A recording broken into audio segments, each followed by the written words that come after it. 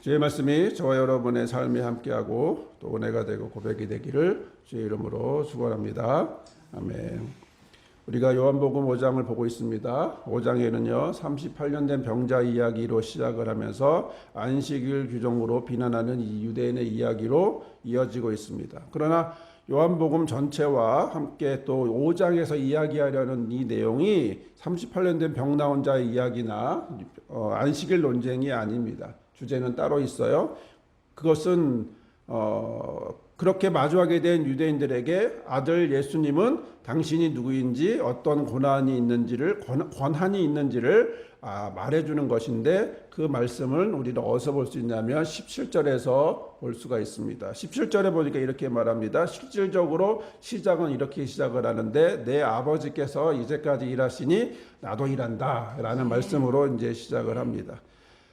살면서 내가 일한다고 많이 생각하지만 그러나 정말 하나님이 일하셔야만 할 때가 많이 있음을 고백을 하면서 하나님이 일하시고 또 예수님도 일하시는 저와 여러분의 삶이 되기를 바랍니다. 그러면서 19절부터는요 본격적으로 예수님의 하나님의 아들됨을 또 전권을 부여받았다라는 말씀으로 이어지고 있습니다. 특히 우리에게 인상적인 부분은 19절에서부터 시작하고 23절까지 이어지는 말씀이었는데, 아들 예수님의 목소리로 읽어도 되지만 그 말씀은 어디서 출발한 거예요? 어디서 근거한 거예요? 하나님에게 있잖아요. 그러니까 하나님의 목소리로, 하나님이 아들에게 주셨던 것을 아버지의 목소리로 우리가 읽는다면 더 은혜가 되고 더 뜻이 분명해질 거라고 봅니다. 왜냐하면 그것은 아들의 고백이면서 하나님의 인정이기 때문에 그렇습니다. 그러면 이렇게 모든 전권을 받은 아들됨의 출발은 어디서 근거할까? 무엇에 근거할까? 자, 무엇으로 아들이 아버지에게 전권을 받았다라고 할 수 있을까요? 그것은 20절에 말씀합니다. 아버지의 사랑이다라고 이야기를 하는 거예요. 20절 읽어볼까요? 아버지께서 아들을 사랑하사 자기가 행하시는 것을 다 아들에게 보이시고 또 그보다 더 큰 일을 보이사 너희로 놀랍게 여기게 하시리라. 자, 여기서 보니까 하나님이 아들을 사랑한다고 합니다. 아들을 사랑하기 때문에 모든 것을 보여주신다라고 합니다. 또 그것을 아들이 보았다라고 얘기합니다. 그런데 여기서 말하는 아들을 향한 사랑이 우리가 알고 있는 아가페, 즉 아가파오가 아니에요. 필레오라고 하는 표현을 사용하고 있어요. 그리고 현재형을 사용하고 있어요. 즉 이 말은 우리가 참으로 인상적인 거는요, 하나님의 사랑은 모든 것이 아가페인 줄 알았더니 그렇게 말하지 않고 예수님을 향하여서는 동등됨으로 표현되고 있는 필레오의 사랑을 표현하고 있는 거예요. 우리는 사랑이라는 단어가 그렇게 많지 않고, 우리나라 말은 사랑 하나 있고 히브리어도 사랑이라는 말이 그렇게 많지 않고 하나가 있는데, 근데 헬라어는 사랑이라는 단어를, 거기는 분석적인 나라이기 때문에 계속 분석을 하고 이런 사랑 저런 사랑들의 이름들을 다 다르게 표현해서 신의 사랑은 아가페, 우정은 뭐 동등한 사랑은 필레오, 뭐 남녀의 사랑은 뭐 에로스, 뭐 등등해서 20여 가지로 나눠서 표현되어지고 있는 게 이제 헬라적인 표현이기 때문에, 여기서 우리가 왜 요한복음은 아가페를 사용하지 않고 아가파오를 사용하지 않고 필레오를 사용했는지에 대한 궁금함이 우리가 자연스럽게 생길 수밖에 없는 거죠. 여튼 이 사랑이 하나님이 예수님을 사랑하는데 필레오로 사랑한다라고 이야기를 하고 있다는 점이 아주 인상적인 거예요. 또 하나는 현재형으로 쓰고 있어요. 예수님은 지금 하나님의 사랑을 현재적으로도 계속 받고 있다라고 하는 거예요. 자, 현재적으로 하는 얘기는 계속적인 의미라고 계속 말씀을 드렸잖아요. 자, 우리는 누군가를 사랑할 때, 어떤 사람을 사랑하는가라고 할 때, 부모가 자녀를 사랑할 때, 우리는 또는 부부나 또 연인들이 서로 사랑할 때, 또는 지도자가 백성을 사랑하거나 국민이 지도자를 사랑하고 많은 다양한 사랑들이 있을 때 중요한 거는 다 관계가 있는 거예요. 자, 관계 안에서, 여러 가지 관계 안에서 그 사랑을 표현할 수 있는데, 자, 종국적으로 나아가는 모습은 아가페적인 사랑이나 에로스적인 사랑이 아니라 어디로 가야 된다는 거죠? 필레오적인 사랑으로 가는 것이 부부의 사랑도 하나님과 아들 예수님의 사랑처럼 또 연인의 사랑도 그런 모습으로 가는 것이 중요하다라고 우리가 보여지게 되는 거죠. 즉 아가페 사랑이신 하나님이 아들 예수님에게 필레오 사랑을 주시는 것처럼 우리도 우리 자녀들에게 그렇게 보여지고 표현하는 거죠. 우리가 3살짜리 아이에게는 어떤 사랑을 표현하겠어요? 아가페를 표현하겠죠. 하지만 20살 넘은데 아가페를 할 거예요? 20살 넘어서 아가페 할 수 없어요. 그죠? 그거는 큰일 날 얘기예요. 그러면은 그걸 뭐라고 하죠? 캥거루 엄마가 되는 거예요.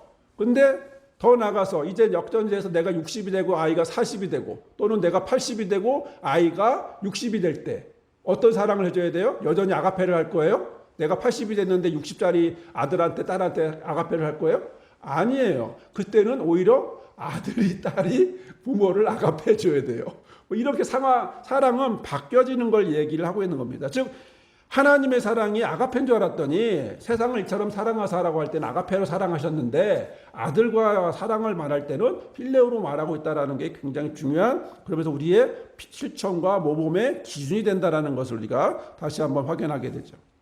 자, 그럼 아버지 하나님은 사랑하는 아들 예수에게 무엇을 주셨나요? 사랑하기 때문에 무엇을 주셨나요? 전권을 주셨어요. 이 전권이 뭐예요? 생명과 심판의 권한이죠. 21절, 22절 읽겠습니다. 아버지께서 죽은 자들을 일으켜 살리심같이 아들도 자기가 원하는 자들을 살리느니라. 아버지께서 아무도 심판하지 아니하고 심판을 다 아들에게 맡겼으니 다 주었다라고 얘기하고 있는 거죠. 자, 이렇게 모든 정권을 받은 예수님은 그 사랑에 대해서 24절에 이어서 이렇게 얘기합니다. 내가 진실로 진실로 너에게 이르노니 내 말을 듣고 또 나 보내신 이를 믿는 자는 영생을 얻었고 심판에 이르지 않으니 사망에서 생명으로 옮겼느니라 라고 말씀을 하고 있어요. 죽음과 생명 사이에 말씀이 음성으로 들릴 때가 지금이라고 얘기하는데 바로 25절의 말씀도 우리가 기억을 합니다. 진실로 진실로 너에게 이르노니 죽은 자들이 하나님의 아들의 음성을 들을 때가 오노니 곧 이때라 곧 지금이다. 듣는 자는 살아날 거다. 이렇게 말씀하셨어요. 자, 그런데 여기서 때가 오나니 라고 하는 말씀이 오늘 우리에게 주시는 말씀에도 나오네요. 오늘 우리에게 주시는 말씀에도 보니까 때가 오나니라는 말씀을 나왔는데 어떨 때 쓰였는지 오늘 말씀 다시 한번 읽어볼까요? 시작. 아버지께서 자기 속에 생명이 있음같이 아들에게도 생명을 주어 그 속에 있게 하셨고 또 인자됨으로 말미암아 심판하는 권한을 주셨느니라. 이를 놀랍게 여기지 말라. 무덤 속에 있는 자가 다 그의 음성을 들을 때가 오나니 선한 일을 행하는 자는 생명의 부활로 악한 일을 행하는 자는 심판의 부활로 나오리라. 네, 오늘 주신 말씀에 생명과 심판의 권한과 죽은 자가 아들의 음성을 들을 때가 온다고 했던 그 이야기가 오늘 말씀에 또 다시 반복되는 거죠. 왜 반복돼요? 중요하니까, 필요하니까, 그리고 그것을 꼭 알아야 되니까. 그러면서 여기 오나니라고 했습니다. 이 오나니가 미래적인 느낌 같죠? 올 거다라고 할 것 같죠? 하지만 또 재미난 거는 원어를 보니까 현재적으로 쓰였어요. 현재, 지금 오고 있는 거예요. 미래에 올 거라고 말하지 않아요. 지금 코앞에. 그래서 예수님은 뭐라고 말하냐면 회개하라 천국이 가까웠다라고 할 때 그 천국은 어디에 있을까요?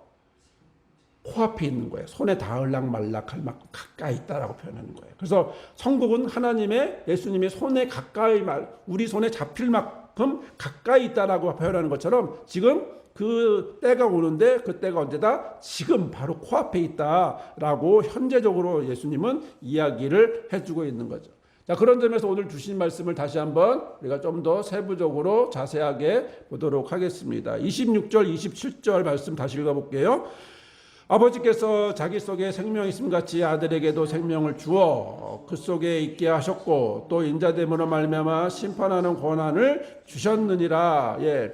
자, 말씀을 보면요, 생명을 주셨고 심판하는 권한을 주셨다라고 얘기합니다. 앞에 생명도 살리는 권한을 예수님 속에 가지고 있다라고 하셨고 그런 의미로 이야기하고 있는 거예요. 그리고 이어서 심판하는 권한도 주셨다고 했습니다. 그리고 이 동사는 둘 다 놀랍게도 과거 직설 능동으로 되어 있다는 거예요. 하나님의 아들 예수님에게 언제 주셨어요? 과거에 적극적으로 주셨어요. 적극적으로 주신 거예요. 이미 주셨어요. 자, 여러분, 우리는 이 부분에서 우리의 삶과 믿음의 실천의 기준이 될 것을 발견할 수 있게 되죠. 자, 우리가 부모로서 자녀에게 무엇을 줄 것인가? 무엇을 주고 있을까? 자신도 모르는 사이에 어떤 심리적 유산을 주고 있지 않을까? 자, 우리 젊은이들은 청년들은 앞으로 살아가면서 무엇을 주는 사람이 되어야 할 것인가? 예수님은 하나님에게서 받아서 내 말을 듣고 또 나 보내신 자를 믿는 자에게 영생이 주신다고 했는데, 그러면 어떻게 되는 거예요? 하나님에게서 받은 이것이 생명이 자연스럽게 누구에게로? 예수님의 말씀을 듣고 그를 보내신 자를 믿는 자에게 영생이 흘러간다라고 되어 있는 거예요. 자, 24절 말씀을 읽어볼까요? 시작. 내가 진실로 진실로 너에게 이르노니 내 말을 듣고 또 나 보내신 이를 믿는 자는 영생을 얻었고 심판에 이르지 아니하나니 사망에서 생명으로 옮겼느니라. 예, 지금 어떤 사랑이 지금 흘러가고 있는 거예요?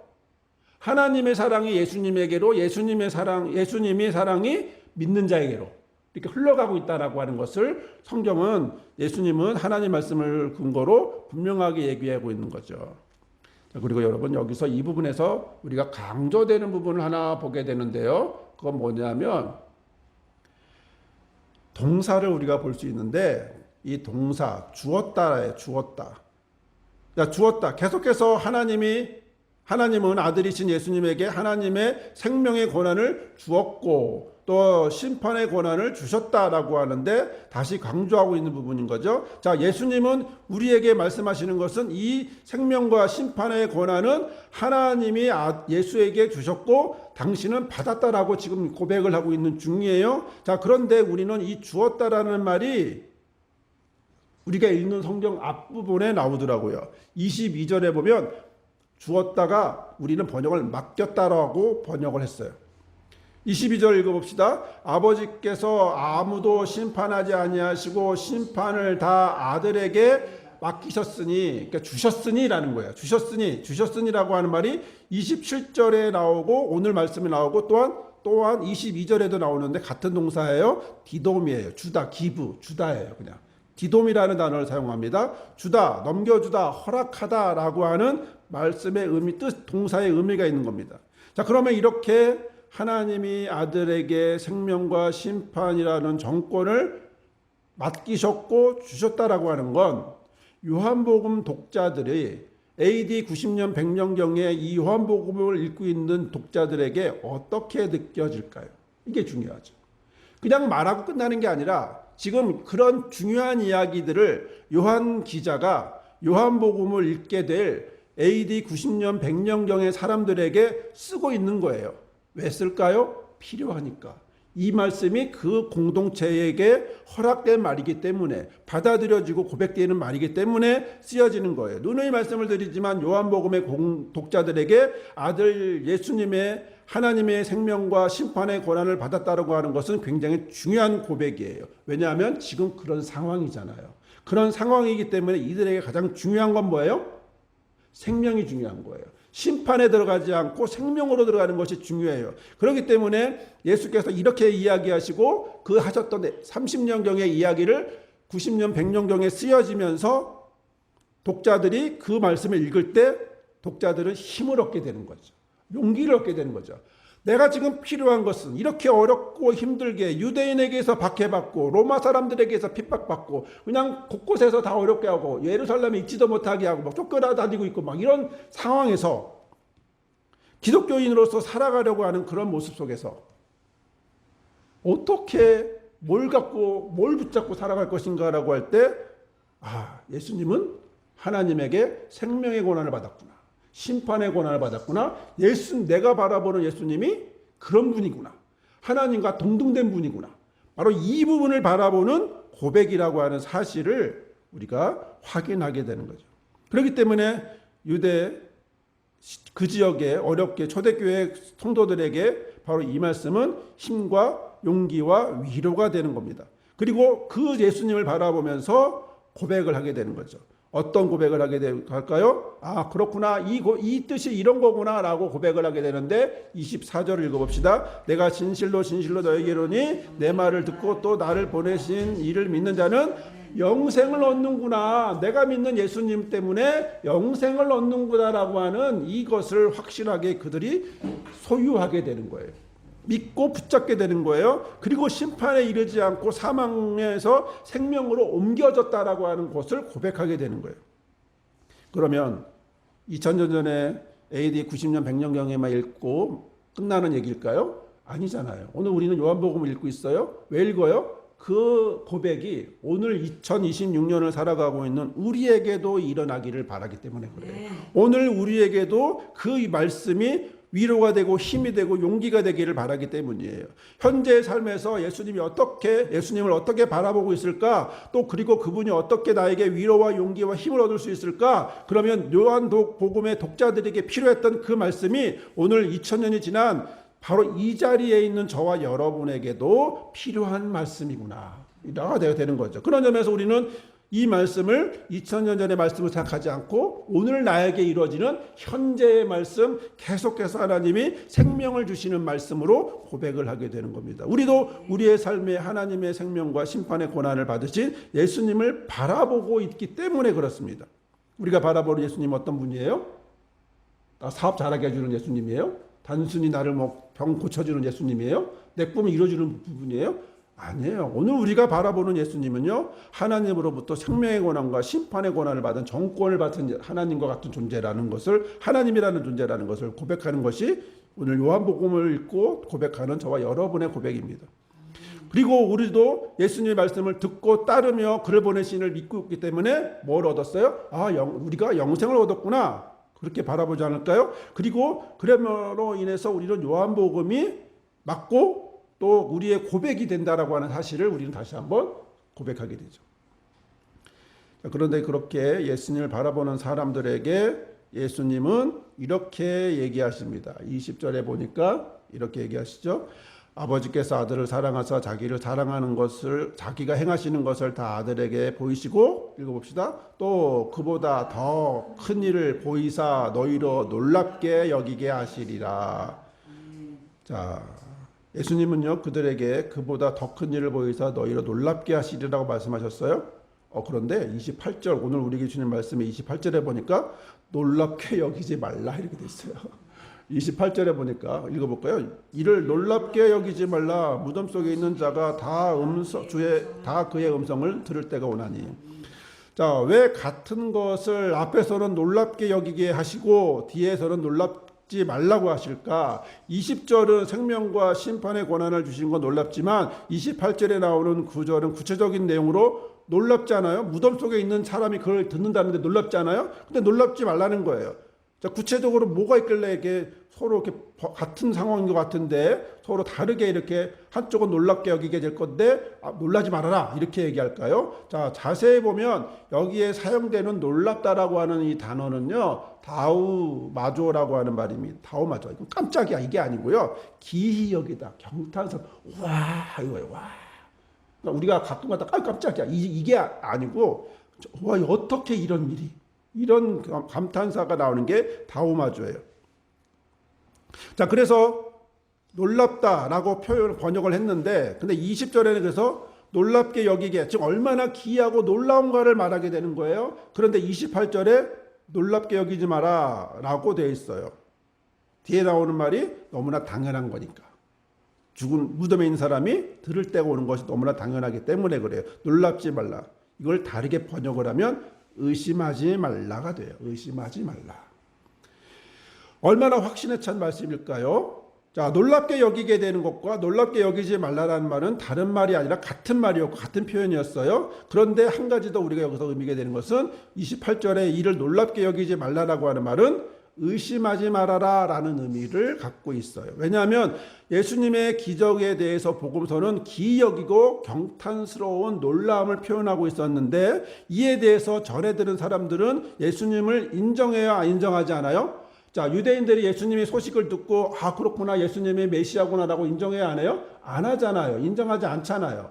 그걸 얘기하는 거죠. 전통 유대인의 경우에 대부분 거부합니다. 그런 점에서 예수님의 놀라운 기적에 대해서 받아들이지 않기 때문에 뭐라고 번역을 할 수 있어요?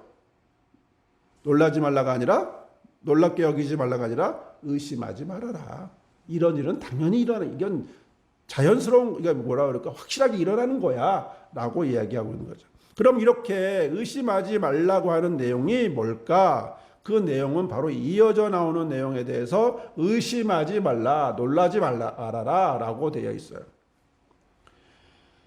28절, 29절 봅시다. 시작. 우리가 이를 놀랍게 여기지 말라. 무덤 속에 있는 자가 다 그의 음성을 들을 때가 오나니 선한 일을 행한 자는 생명의 부활로 악한 일을 행하는 자는 심판의 부활로 나오리라. 자, 첫 번째로요. 무덤 속에 있는 자가 다 그의 음성을 들을 때가 오나니라고 했습니다. 이 표현은 의심이 되죠. 무덤 속에 있는 자가 어떻게 음성을 들어요? 상식적으로 무덤 속에 있는데, 죽었는데 어떻게 듣겠어요? 예수님의 확신은 바로 미래에 있을 이런 일에 대해서 확신을 갖고 있는 거예요. 무덤 속에 있는 자, 곧 앞에서 말했을 때는 죽은 자가 그의 음성을 들을 때가 온다라고 그렇게 얘기를 했어요. 25절에 보니까 뭐라고 돼 있죠? 죽은 자들이 하나님의 아들의 음성을 들을 때가 오나니라고 말씀을 하잖아요. 그런 점에서 25절과 28절은 동일한 표현이에요. 반복된 표현. 죽은 자나 무덤 속에 있는 자는 똑같은 거예요. 자, 그의 음성, 하나님의 아들의 음성 똑같은 거죠. 그리고 서술어도 동일해요. 음성을 들을 때가 오나니라는 것도 미래적 의미로 우리가 읽어지지만 그러나 실제로는 현재적으로 그 날이 오고 있다.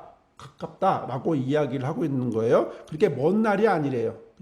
얼마 안 있어서 일어날 일들이다. 죽은 자나 무덤에 있는 자나 다 하나님의 음성, 아들의 음성을 듣고 일어날 때가 온다, 들을 때가 온다라고 이제 표현하고 있어요. 그런데 우리가 여기서 좀 생각해 볼 게 있는데, 살고 죽는 것의 기준이 뭘까요? 우리는 이 말씀을 읽고 느껴지는 것은 죽은 사람이 음성을 듣고 살아난다라는 뉘앙스를 받죠. 죽은 사람이, 무덤 속에 있는 사람이 하나님의 음성, 아들의 음성을 듣고 살아나? 이렇게 이제 이미지가 형성이 됩니다. 성경적으로 죽은 상태를 말할 때는요, 일반적으로 두 가지의 모습을 표현하는데요. 정말 죽을 때. 두 번째는 영적으로 죽을 때. 그러면 이 사람들은 영적으로 죽은 걸까요? 정말 죽은 걸까요? 둘 다 포함이 돼요.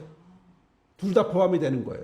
영적으로도 죽었지만 정말 죽은 사람도 같이 표현될 수도 있는 거예요. 그러니까 죽은 상태가 있는데 영적으로 죽을 수도 있고 진짜로 죽었는데 그들이 하나님의 음성을 들을 때가 오는 거예요. 자, 실제로 죽은 상태는 영적으로 죽으면 아직 몸은 살아있기 때문에 영적으로 깨어나는 거죠. 그렇기 때문에 그래서 바울의 서신에는 죽을 영혼이라고 하지 않고 너희는 죽은 영혼이라고 표현하는 거예요. 그러면서 죽은 상태를 얘기하는 건데, 죽은 상태로, 영적으로 죽은 상태는 말씀을 들으면 어떻게 돼요? 살아나죠. 그러면 정말 죽은 사람이 하나님의 음성이 들려질 때는 어떨까요? 그때 심판이죠.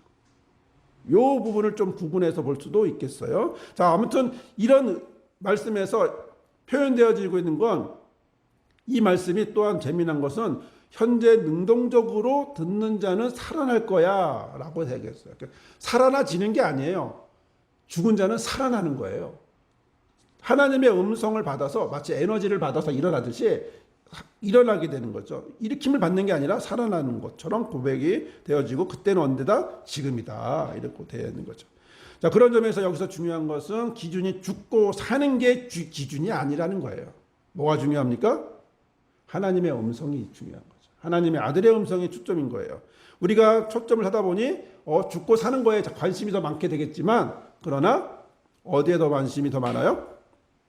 어디에 더 중요한 이야기를 하고 있어요? 하나님의 아들의 음성이 더 중요하다라고 이야기하고 있는 거죠. 자, 특히 29절의 결과는 생명의 부활로, 심판의 부활로 표현이 되어지고 있어요. 그렇기 때문에 의심하지 말아야 될 것의 두 번째는 뭐예요? 선한 일을 행하는 자는 생명의 부활로, 악한 일을 행하는 자는 심판의 부활로 나오리라 라는 거죠. 자, 29절을 보니까 어떤 이미지가 우리 머릿속에 떠오를까요? 우리는 양쪽으로 분리했다고 하지만 비슷한 것 같기도 하고 명료해 보이지 않게 느껴지기도 합니다. 자, 선을 행하는 자는 생명의 부활로 이야기를 했고, 악을 행하는 자는 심판의 부활로 이렇게 이야기를 했어요. 그런데 중간에 보니까 공통된 단어가 있네요. 행한다라고 행하는 자, 행하는 자라는 말이 나오니까 그러면 선을 행하는 것과 악을 행하는 것과 또 이쪽에 그래서 결과적으로 이것을 선이냐 악이냐를 행하는 통로를 통해서 결국에는 나가는 결과물은 생명의 부활과 심판의 부활로 나가는 건가? 그 행한다라고 하는 것이 중요한 표현이 되는 건가라고 보면 자세히 보면요. 성경이 사용하고 있는 표현을 보니 이 분리가 아주 분명하게 분리를 하고 있어요. 행하다라고 하는 말이 우리는 같은 표현을 해서 같은 의미 같지만 전혀 다른 단어를 사용하고 있는 거예요. 선을 행하는 자, 그래서 행하면 심판의 생명의 부활로, 그리고 악을 행하는 자가 행하면 악을 행하는 자는 심판의 부활로, 이렇게 완전히 다르게 이야기를 하고 있어요. 자, 다시 이거를 좀 더 자세하게 보도록 하겠습니다. 선한 일이라고 하는 것은 아가도스라고 표현합니다. 아가도스는요, 근본적으로, 본질적으로 선한 것을 얘기합니다. 그래서 좋으신 하나님 얘기할 때 아가도스 데오스라고 표현해요. 좋으신 하나님은 아가도스예요. 굿니스예요. 선하다.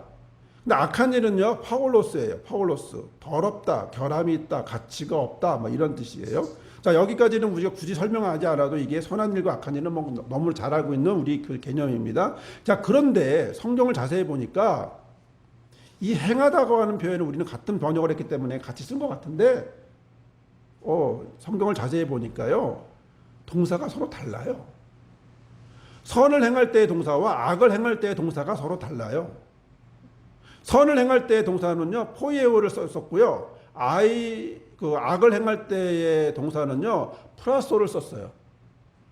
선을 행할 때는 선을 행한다라고 하는 이 말은 포이에오고, 악을 행한다라고 하는 것은 프라소예요. 동사가 달라요. 그러니까 선을 행하는 것은 만들다, 창조하다, 일으키다, 실천하다, 활동하다라고 하는 긍정적인 의미가 있지만, 악을 행한다라고 하는 프라소는 뭐예요? 습관적으로 계속해서 그런 나쁜 행동을 한다라고 하는 그런 행동을 하고 있는 거죠. 그래서 행하다라고 하는 말을 우리는 번역을 똑같이 했지만, 그러나 사용되는 원어에서 사용되는 동사가 다른 걸 볼 때, 선을 행하는 것과 악을 행하는 것은 근본적으로 다른 행동이구나 라는 것을 우리가 느끼는 거죠.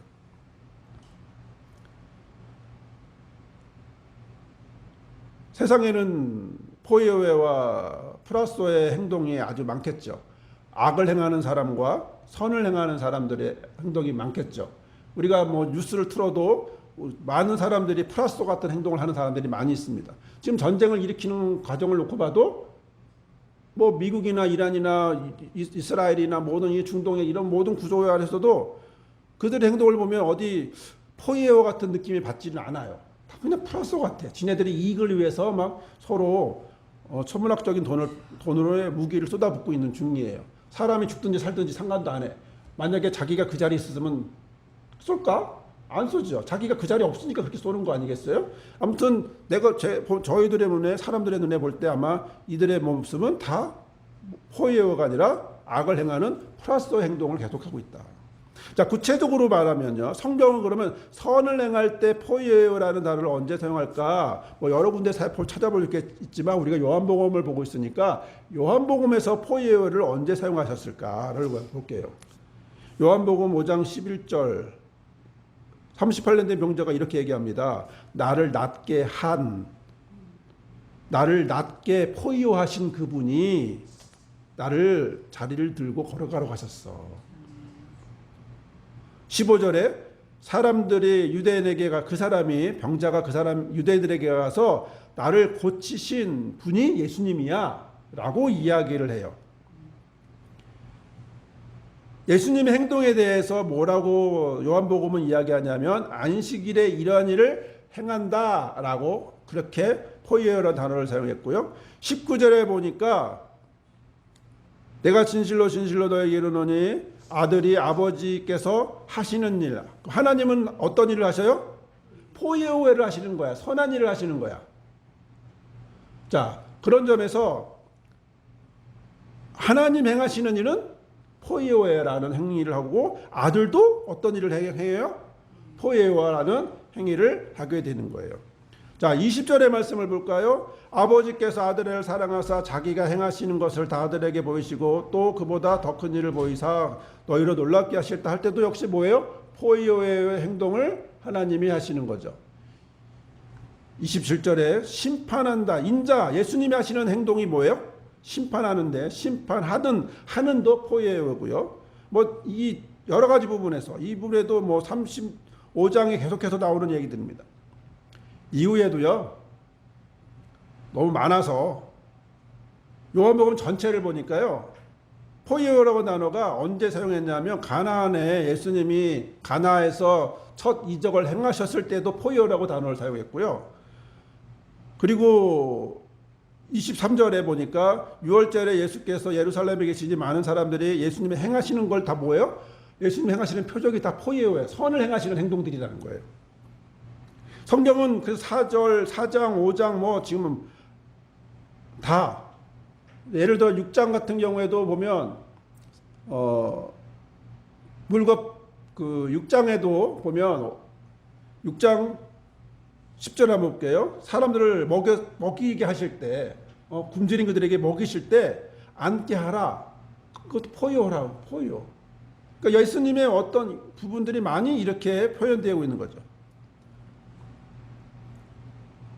누가복음 이외에도 누가복음뿐만 아니라 뭐 이외의 복음서에도 서신에도 이제 나오는데, 자 여기서 우리가 좀 기억해 봤으면 하는 성경 구절은 뭐냐면 우리가 물어 이르되 그러하면 우리가 뭘 할까요? 라고 하는 일반적인 의미로도 포이어를 사용한다. 어떤 선한 일을 할까요? 라고 하는 의미를 묻는다라는 거고, 우리가 너무 잘 알고 있는 말씀인데 이때도 뭐라고 써있냐면 우리가 선을 행하되 낙심하지 말지니라고 할 때도 선을 행한다, 포이어야 한다 라고 하고 있는 거고, 데살로니가 후서에도 마찬가지고요. 너희는 선을 행하다가 낙심하지 말아라. 자, 선은 본질적으로 아가도스인데 여기서 말하는 선은 또 칼로스라고 하는 의미를 표현되고 있지만 중요한 건 뭐냐면 포이에오는 선한 것을 할 때 쓰여지는 단어다. 포이에오는 선한 것을 행할 때 쓰여지는 동사다. 그러면 반대로 프라소, 포이에오가 이렇게 많으니 프라소는 또 얼마나 많을까 찾아봤더니 없어. 요한복음에 딱 한 번 나오는데 오늘 여기 나오는 오늘 본문에 나오는 말씀 하나만 딱 있고 플러스는 없어요. 악을 행한다고 말을 하지도 않아. 그런 건 뭐 중요하지도 않고 행하지도 않으니까. 근데 그러나 신약 전체에 몇 번은 나오니까 그걸 보면 사도행전 26장에 보니까 나도 나사렛 예수의 이름을 대적하여 많은 일을 행하여야 될 줄 스스로 생각하고 라고 되어 있어요. 바울이 아그리빠 왕에게 간증할 때에 이전에 자신의 행동이 뭐였냐면 나도 예수의 이름을 대적해서 옛날에 이랬다는 거죠. 나의 행동이 뭐였다? 악했다. 예수님의 이름을 예수 믿는 사람들을 잡는 행위가 뭐다? 악한 행위였기 때문에 그때 행위를 나는 뒤돌아보니 어떤 행위였다? 프라소였다. 이렇게 이제 바울이 고백을 하고 있는 거예요. 그런 점에서 바울이 로마서 2장에서 이렇게 얘기하고 있는 거죠. 읽어봅시다. 그러므로 남을 판단하는 사람아 누구를 막론하고 내가 핑계하지 못할 것은 남을 판단하는 것으로 내가 너를 정죄함이니 판단하는 내가 같은 일을 행함이니라. 이런 일을 행하는 자에게 하나님의 심판이 진리대로 되는 줄을 우리가 아노라. 이런 일을 행하는 자를 판단하고도 같은 일을 행하는 사람아 내가 하나님의 심판을 피할 줄로 생각하느냐. 여러분 여기가 어떤 단어를 사용했을까요? 푸에오일까요? 아니면 프레소일까요? 푸에오가 아니라 여기는 프라소예요. 프라소. 악한 일을 했기 때문에. 그러니까 바울은 지금 악한 일을 행하는 것에 대해서 계속해서 프라소를 얘기하고 있는 거죠. 여러분 어떨까요? 그러면 선을 행할 때 동사와 악할 때 동사가 이렇게 구분이 된다면 너무나 인상적이죠? 우리는 뭘 해야 될까요? 그럼 우리 행동의 기준이 분명해지죠. 악할 때 행동과 선할 때 행동이 다르다는 것을 우리가 보게 된 거죠. 특히 모르고 했어도 그것이 악하면 프라소예요. 유대인의 안식일 정죄가 결국 프라소였어요. 자신이 선한 줄 알고 있지만 실상은 악한 일을 하는 것은 세상에 너무나 많은 일들이 지금 플라스적으로 행동하는 일이 너무 많죠. 자, 그렇다면 우리의 의도와 행위가 연결되어 있다는 것을 분명하게 알게 되면 겉으로 선한 줄을 알아도 실상은 악한 일에 쓰여지는 플라스가 될 수 있다라고 하는 거예요. 그래서 성경은 그것을 구분하고 우리에게 우리의 행위를 구분해야 된다고 얘기하고 있는 거죠. 그래서 여기서 놓치지 말아야 할 것은 선한 행위는 포에오이고 악한 행위는 프라소라고 할 때 누가 하는가라는 거예요. 누가 하는가? 능동적인가 수동적인가라는 거예요. 능동적인가 수동적인가? 선한 행위를 하게 되는 거예요? 악한 행위를 하게 될까요? 성경은 그렇게 얘기하지 않는다는 거죠. 수동적으로 말하지 않아요. 능동적으로. 너는 선한 행위를 포기한 거야. 악한 행위를 플러스한 거야. 이렇게 했다라고 얘기하는 거예요. 어쩔 수 없이 그러면 현재 능동형을 쓰고 있거든요. 그러면 어쩔 수 없이 선도 악도 행해지는 것이 아니라 행하는 거라면 결국 자기가 주도적으로 행하는 것이라면 그러면 그 결과 우리 나중에 변명할 여지가 있을까요? 없을까요? 없지요. 내가 했으니까. 내가 주도적으로 했는데 뭘. 그래서 생명의 부활로 심판의 부활로 이루어질 때 우리는 변명할 수가 없어요. 왜냐하면 나는 지금 선한 행위를 주도적으로 하고 있고 내가 악한 행위를 플러스를 주도적으로 하고 있기 때문에 우리는 그 결과가 생명의 부활이냐 심판의 부활이냐 가는 건 당연하다라고 하는 거죠. 그렇기 때문에 우리의 모습은 자연스럽게 구분해야 되고 자기가 어떤 일을 해야 되는지 알아야 되고 바울이 지금 뭐라 그럽니까? 아까 간증할 때 자신은 옛날에 잘한 줄 알았더니 그게 플라소였어 라고 이야기하는 바울의 고백이 저와 여러분의 고백이길 바랍니다.